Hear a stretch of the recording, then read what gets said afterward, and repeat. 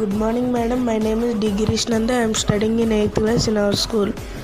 Today my class project name is polluted air filter.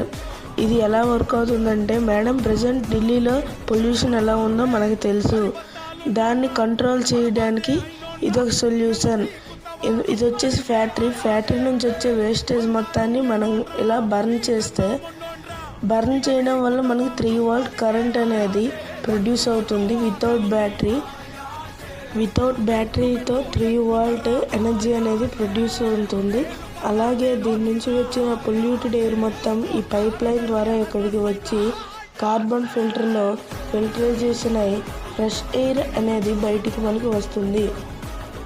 అలాగే before అంటే present ఇప్పుడు ఇలా ఉంది.